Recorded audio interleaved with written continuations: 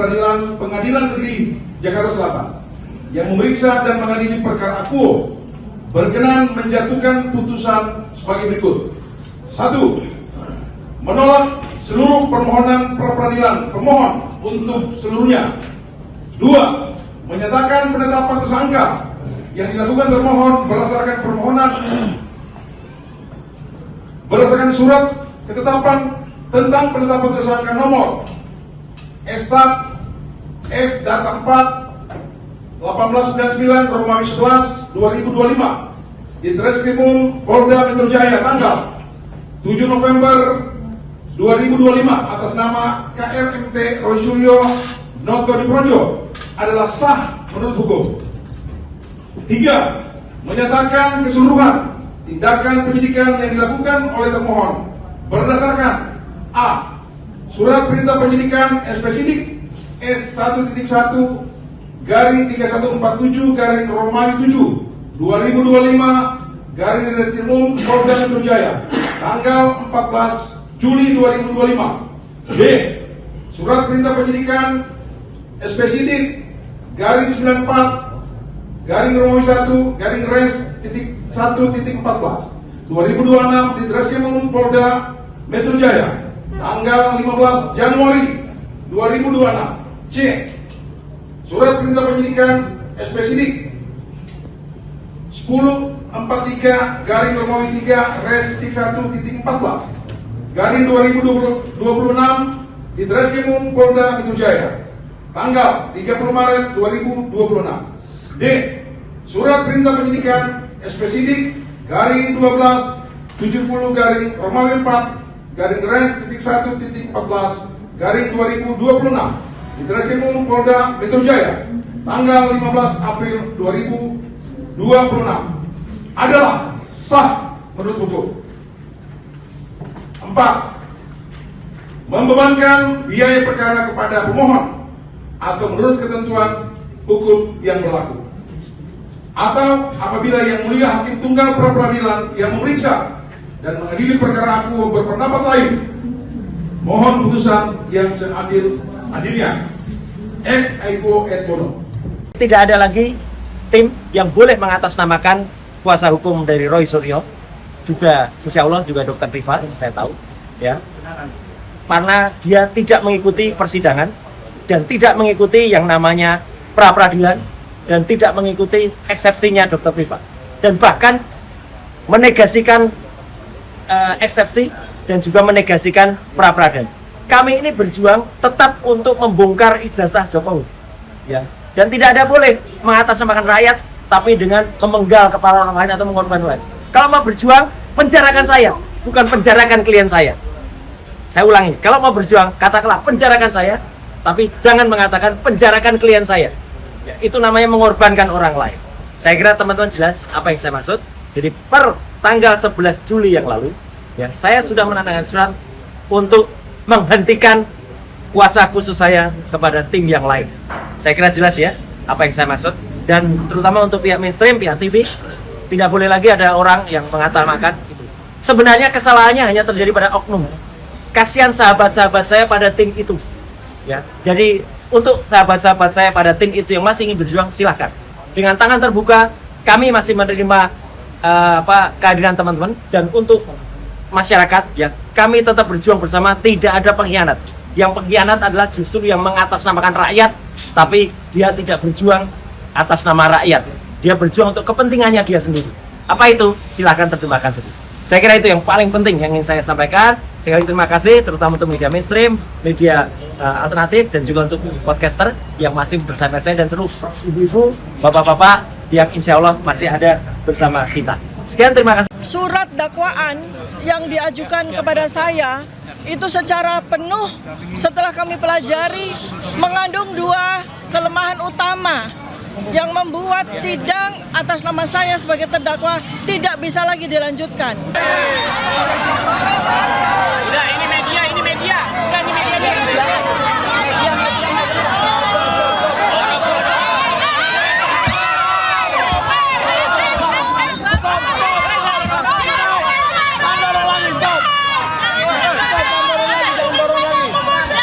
Jangan dorong lagi.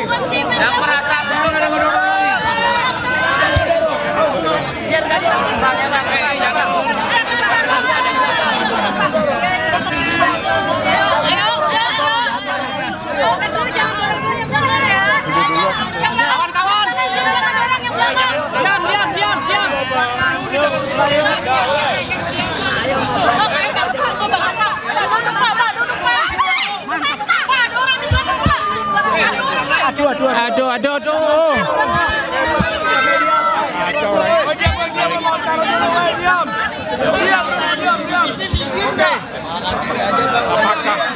Apakah kita sudah bisa mulai?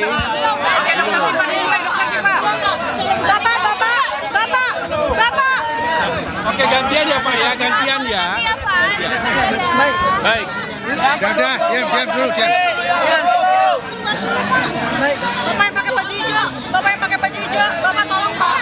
Kita nggak bakal pernah mulai kalau Bapak belum kesana Pak. Mundur dulu Pak. Mundur Taufik. Baik, kita mulai ya. Udah. Oke. Baik. Bismillahirrahmanirrahim. Assalamualaikum warahmatullahi wabarakatuh.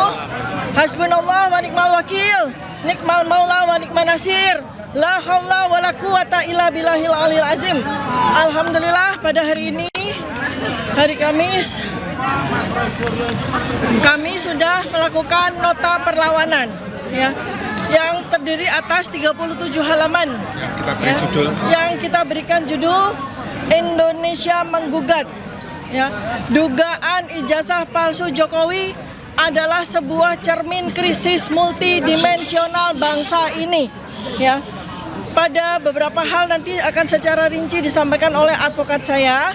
Yang pertama adalah bahwa surat dakwaan yang diajukan kepada saya itu secara penuh setelah kami pelajari mengandung dua kelemahan utama yang membuat sidang atas nama saya sebagai terdakwa tidak bisa lagi dilanjutkan, yaitu terjadi error in objecto dan error in persona. Apa artinya? Objek yang didakwakan kepada saya itu salah secara objek ya, karena yang saya dan Mas Roy Suryo lakukan pengkajian adalah benda digital, objek digital yang beredar di internet yang dimiliki oleh saudara Dian Sandi. Kami sama sekali tidak melakukan pengkajian, komentar apapun terhadap dokumen digital yang diakui oleh saudara Joko Widodo. Karena secara fakta, saudara Joko Widodo tidak memiliki ijazah dalam bentuk digital. Jikalau memang benar beliau adalah lulusan Fakultas Kehutanan UGM tahun 1985, jikalau benar, maka dokumen yang dimiliki adalah dokumen yang bersifat analog, di mana kita semua sampai dengan 11 tahun kita menanti sama sekali belum pernah ada kemunculan dari dokumen ijazah tersebut. Sehingga jelas bahwa dugaan atau dakwaan dari jaksa itu salah secara objek ya. Kemudian yang kedua adalah error in persona. Karena ini berkaitan dengan laporan yang dilakukan oleh saudara Joko Widodo terkait dengan locus dan tempus delicti yang sangat aneh dan janggal. Karena locus dan tempus delicti itu berpindah-pindah dari sejak kami pertama kali diperiksa sebagai saksi tanggal 11 Mei 2025. Pada waktu itu yang dilaporkan sebagai locus dan tempus delicti adalah sebuah peristiwa tanggal 22 Januari 2025, di mana kami sama sekali atau saya sama sekali tidak berada pada locus dan tempus yang dimaksud. Lalu kemudian laporan polisi itu diubah secara locus dan tempus deliktinya menjadi di daerah Jakarta Selatan 26 Maret 2025. Lalu pada surat dakwaan yang disampaikan oleh penuntut umum ternyata locus dan tempus berubah lagi, yaitu di antara bulan Maret 2025 hingga bulan Mei 2025. Padahal laporan yang dilaporkan oleh saudara Joko Widodo itu tertanggal 30 April 2025. Jadi ini jelas salah ya secara persona dan salah secara objekto. Karena mana mungkin melaporkan sesuatu kejadian yang belum terjadi pada saat laporan polisi itu dilakukan. Dia melaporkan tanggal 30 April 2025 atas peristiwa yang terjadi pada bulan Mei 2025. Itu sesuatu yang sangat tidak masuk akal. Dan berikutnya lagi adalah kesalahan atau error in objecto adalah mendakwa sebuah produk-produk jurnalistik yang dilindungi oleh undang-undang pers yang jelas, ya. Jadi ada 5 unggahan dari 28 unggahan yang dijadikan sebagai barang bukti. Itu sendiri sebetulnya sudah error in objecto. Karena 28 barang bukti itu dibebankan semua kepada saya. Sedangkan dari 28 barang bukti itu hanya ada 5 unggahan yang berkaitan dengan saya. Nah, sementara dari 5 objek tersebut itu sebetulnya adalah produk jurnalistik. Yang utama adalah sebuah siaran di media ya, yang berlangsung di gedung MNC, ya. Itu dilaporkan sebagai di mana saya melakukan perbuatan yang didakwa dengan pasal 32-35. Padahal itu adalah sebuah produk jurnalistik. Artinya, kalau seorang narasumber seperti saya, didakwa melakukan pidana atas keterangan yang saya lakukan, maka tentu saja media tersebut, hostnya yang memberikan pertanyaan kepada saya pun juga harus turut didakwa secara pidana. Tetapi Undang-Undang Pers tidak menyatakan demikian.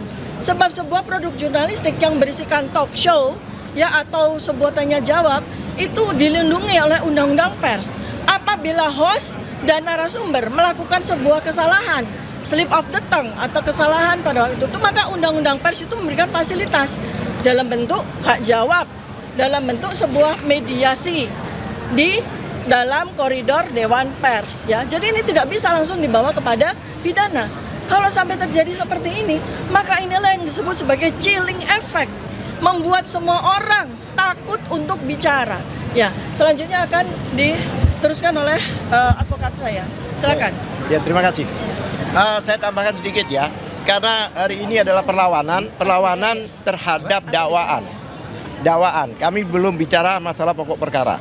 Ya, saya katakan tadi, bahkan kami bacakan bahwa perkara ini tidak layak untuk masuk persidangan karena dari awal sudah batal demi hukum. Sejak peristiwa RJ yang mana harus pencabutan laporan, itu jelas bagaimana dengan satu laporan yang sama dengan nomor yang sama yang dibebaskan hanya berapa orang. Yang namanya pencabutan laporan itu adalah keseluruhan. Jadi kalau bahkan konsiderannya pun tercabut. Karena mekanisme di dalam RJ itu sebelum SP3 ada pencabutan laporan yang dengan nomornya yang sama. Kedua, peristiwa Mabes Polri pada waktu Jokowi melaporkan kawan-kawan ini, itu peristiwa di Mabes Polri belum dihentikan penyidikannya.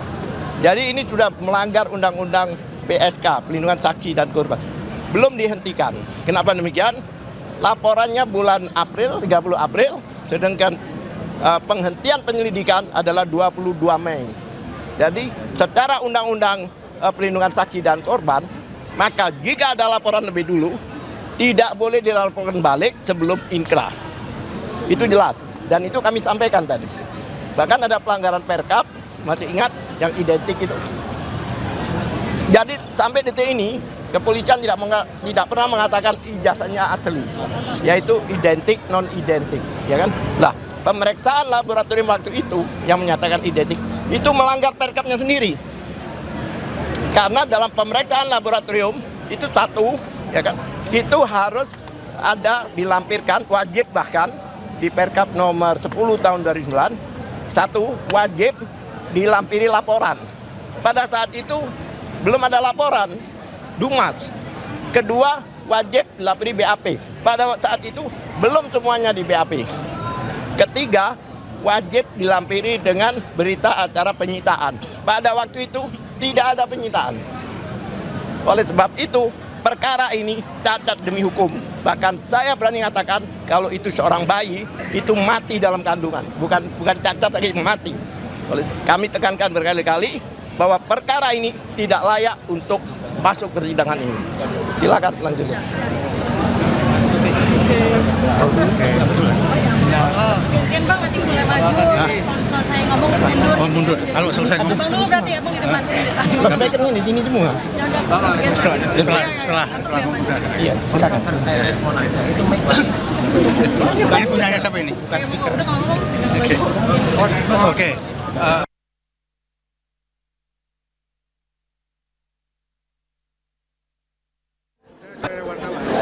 Salah.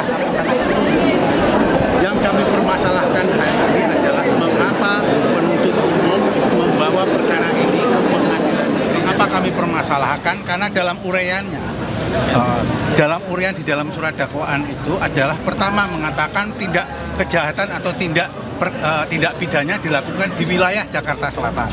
Kemudian mengatakan di wilayah Jakarta Pusat. Seharusnya kan jurisdiksinya adalah Pengadilan Negeri Jakarta Selatan atau Pengadilan Negeri Jakarta Pusat. Namun mengapa diadili di Pengadilan Negeri Jakarta Timur? Itu menggunakan surat keputusan Mahkamah Agung nomor 114 tahun 2026 yang mengatakan bahwa persidangan dilakukan untuk Roy Suryo dan kawan-kawan, dilakukan di sini menggunakan surat keputusan untuk Roy Suryo di pengadilan ini adalah bukan wewenangnya pengadilan ini, karena tidak ada spesifik mengatakan untuk Dr. Tifa, ya. Jadi itu adalah, sedangkan perkaranya Roy Suryo sendiri sedang melakukan pra peradilan yang itu yang terakhir kita ketahui telah dimenangkan, sehingga kita juga nggak tahu apakah akan ada pengadilan untuk Roy Suryo karena mereka sampai hari ini pun masih dalam proses, ya. Jadi belum tentu akan diadili di pengadilan ini juga. Yang kedua, saya ingin melanjutkan tentang error in objecto tadi, ya. Error in objecto tadi adalah dokumen yang dilakukan kajian oleh Dr. Tifa itu adalah dokumen miliknya Dian Sandi, ya. Miliknya Dian Sandi, bukan miliknya Jokowi, miliknya Dian Sandi.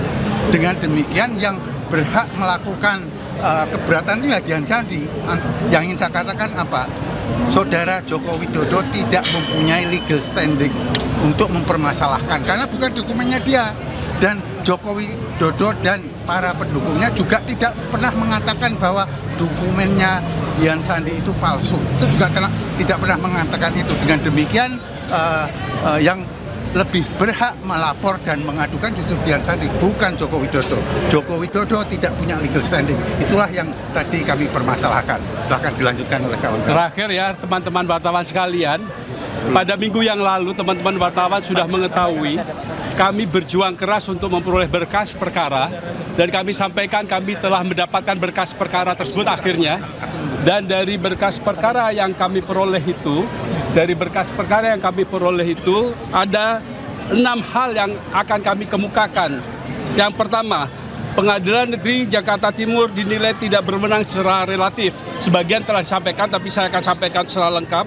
TPDT menilai penuntut umum tidak konsisten dalam menentukan lokus delikti. Di dalam surat dakwaan disebutkan beberapa lokasi berbeda, mulai dari Jakarta Pusat, Jakarta Selatan, hingga akhirnya perkara diajukan ke Pengadilan Negeri Jakarta Timur tanpa penjelasan hukum yang memadai mengenai dasar penentuan kompetensi relatif tersebut. Selain itu, dasar penggunaan surat keputusan Ketua Mahkamah Agung mengenai penunjukan Pengadilan Negeri Jakarta Timur dinilai belum menjelaskan secara tegas apakah juga berlaku terhadap perkara Dr. Tifa Uzia Tiasuma yang diajukan dalam berkas tersendiri. Kedua, dalam penuntutan dinilai tidak jelas setelah sebagian terlapor mendapat SP3. TPDT mempersoalkan keberlanjutan penuntutan terhadap Dr. Tifa setelah sebagian terlapor lain dalam laporan yang sama memperoleh penghentian penyidikan SP3 menyusul pencabutan pengaduan. TPDT menilai penuntut umum wajib menjelaskan mengapa perkara terhadap Dr. Tifa tetap dilanjutkan apabila laporan pelapor dan rangkaian peristiwa yang menjadi dasar pengaduan merupakan satu kesatuan. Ketidakjelasan tersebut dinilai menyebabkan dasar penuntutan menjadi cacat secara formil. 3. Surat dakwaan dinilai kabur dan tidak memenuhi syarat formil. TPDT berpendapat bahwa surat dakwaan tidak memenuhi syarat kecermatan, kejelasan, dan kelengkapan sebagaimana disyaratkan KUHP baru. Beberapa keberatan yang diajukan antara lain penggunaan ketentuan KUHP baru terhadap peristiwa yang didakwakan terjadi pada tahun 2025 atau sebelum KUHP baru berlaku.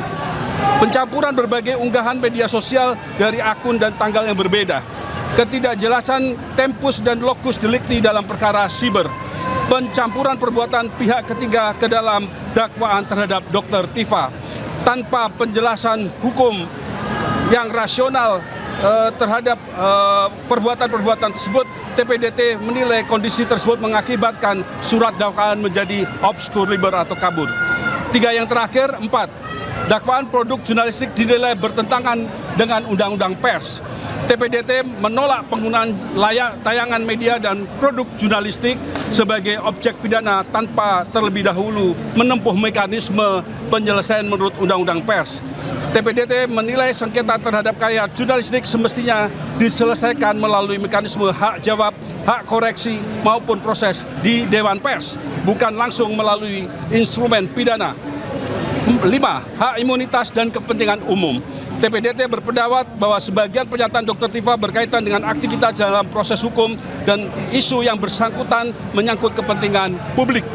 Oleh karena itu, penuntut umum dinilai perlu menjelaskan secara rinci mengapa pernyataan tersebut dianggap memenuhi unsur pidana dan tidak termasuk bentuk kritik, analisis, atau penyampaian pendapat yang memperoleh perlindungan hukum. Terakhir, negara hukum harus mengutamakan due process of law.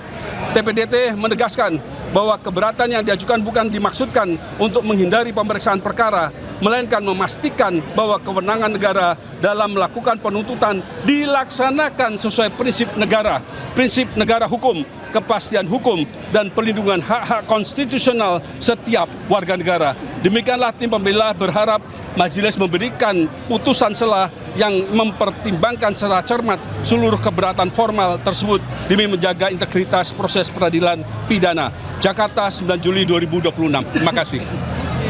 Saya lanjutkan kembali. Saya Muhammad Taufik ya. Saya 2 hal penting yang saya ingin sampaikan.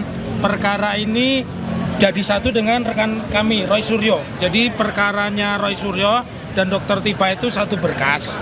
Oleh karena pengadilan di dalam prapit yang seri pertama, karena akan ada praper yang selanjutnya, bahwa alat buktinya itu tidak sah, otomatis penggeledahan tidak sah, pemeriksaan tidak sah, dan saya katakan penangkapannya juga tidak sah karena polisi tidak bisa membedakan penangkapan dan penahanan. Penangkapan itu orang tidak boleh diborgol, tidak boleh dikasih baju tahanan, dan tidak boleh dimasukkan sel. Beda dengan penahanan, itu 20 kali boleh. Nah, terhadap persidangan ini ada kesesatan yang nyata tentang asas uploader dan downloader. Jadi biar keterangannya berbeda ya. Undang-Undang ITE ini pembuatnya itu lokus deliktinya tidak sama dengan pidana umum. Jadi saya di Solo melihat tayangan video, saya bisa melapor di Solo. Saya membaca di Jatinegara, saya bisa melapornya di Jatinegara. Jadi ini tidak dijelaskan tadi seperti rekan kami Pak Dr. Lutfi mengatakan jaksa tidak secara limitatif menjelaskan lokus deliktinya itu di mana. Pak Jokowi itu sebutannya kalau di dalam Undang-Undang Informasi dan Transaksi Elektronik adalah downloader, bukan uploader. Uploadernya itu adalah Dian Sandi. Di mana Dian Sandi dia memuat? Apakah dia di Jakarta? Dibuktikan itu dulu. Karena Undang-Undang ITE loh yang dipakai ya, bukan delik umum. Kalau delik umum itu lokus itu tempat di mana gambar itu dimuat. Tetapi ketika pertama kali mengupload Dian Sandi tidak sampai hari ini yang tayangan 1 Mei 2025 yang sudah dilihat oleh 7,9 juta. 1 April ya 2025 yang sudah dilihat oleh 7,9 juta itu tidak ada di dalam dirsil jaksa. Jadi kalau kami semua mengatakan kewenangan absolut itu betul, undang-undang bahwa pengadilan itu belum tentu berwenang menangani perkara ini. Kemudian tentang lokus itu namanya kompetensi relatif. Apakah harus di Jakarta Timur? Kita bukan bicara soal otoritas Mahkamah Agung boleh memindahkan tempat persidangan. Betul, Mahkamah Agung memiliki otoritas. Tetapi yang lebih penting ini uploader downloadernya disebutkan dulu. Kalau itu tidak bisa karena jelas itu Undang-Undang ITE mau pakai 32, 35 dan sebagainya. Dan yang terpenting saya mengatakan sepakat kalau tidak ada sandi berarti tidak ada criminal action, berarti tidak ada tindak pidana. Sekarang namanya bukan kejahatan loh ya. KUHP yang baru itu namanya tindak pidana. ya namanya tindak pidana. Lalu saya ingin mengatakan RJ yang dibuat Polda itu 100% salah. Dasarnya apa? SEMA nomor 1 tahun 2026. Kalau penuntutannya itu dimulai tahun 2006, dia harus menggunakan RJ yang kiblatnya di ketua pengadilan. Jadi kalau Jakarta Selatan ya harus di depan ketua pengadilan. Kenapa? Karena ada 3 alasan. 1, kepastian hukum, yang kedua keadilan, yang ketiga pertanggungjawaban. Ya, jadi nggak bisa masing-masing jaksa bikin RJ, polisi bikin itu kalau sebelum tahun 2026. Itu saya katakan. Jadi buat Egy Sujana, buat Damai Harulibes, Rismon, jangan ketawa dulu. Kalian nanti kalau kita kirim surat buat laporan baru bahwa RJ Anda. Ya, bisa demikian breaking news kali ini. Selanjutnya Anda bisa menyaksikan program iNews Breaking Goals bersama Kevin Pakan. Saya Togi Sinaga pamit, terima kasih dan sampai jumpa.